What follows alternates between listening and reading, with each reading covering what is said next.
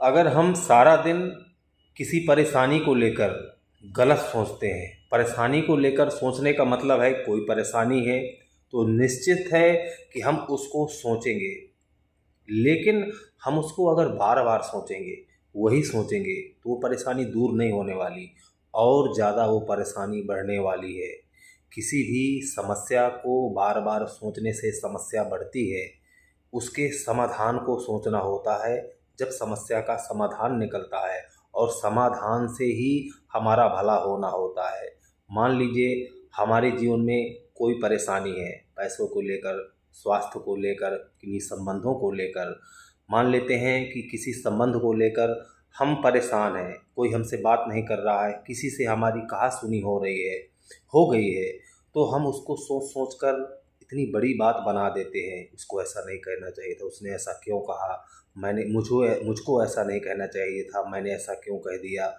मतलब जब हम इन बातों को बार-बार दोहराएँगे, तो संबंध बनने की बजाय और बिगड़ते जाएँगे।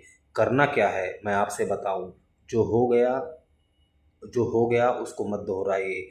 आगे आप चाहते हैं कि उस व्यक्ति के साथ आपके संबंध, आपके ताल्लुकात अच्छे रहें, तो आपको एक ही चीज़ करनी है। शांत बैठ जाइए सुखासन में, पालथी मार के आराम से पहले शरीर को रिलैक्स करिए। कम से कम 10-15 गहरी लंबी साँसें लीजिए। इसके बाद उस व्यक्ति का चेहरा अपने सामने लाइए और उससे बोलिए, "जो मुझसे गलतियाँ हुई हैं, उसके लिए मैं क्षमा प्रार्थी हूँ। प्लीज़ मुझे क्षमा कर दो। मैं तुमसे बहुत प्रेम करता हूँ, करती हूँ और मैं तुम्हारा बहुत सम्मान करता हूँ।" जो भी उस व्यक्ति हो, उसको आप सच्चे हृदय से क्षमा कर दो या और क्षमा माँग लो। दोनों स्थितियाँ करनी है आपको। क्षमा करना है, क्षमा माँगना भी है। जब आप फॉरगिवनेस इसे बोलते हैं, जब आप अपने अंतरात्मा से किसी को क्षमा कर देते हैं, किसी से क्षमा माँगते हैं, फिर इसके बाद सेकंड स्टेप आता है, आपको उस व्यक्ति के साथ कैसे संबंध चाहिए। अब आपको ये सोचना है कि उसने मुझे क्षमा कर दिया है, मैंने भी उसको क्षमा कर दिया है। वो जो घटना थी, वो निकल गई, वो मेरे जीवन का पार्ट था। अब मैं उससे बहुत प्रेम करता हूँ, मैं उसका बहुत विश्वास मानता हूँ, वो भी मुझसे बहुत प्रेम करता है, मेरा विश्वास मानता है।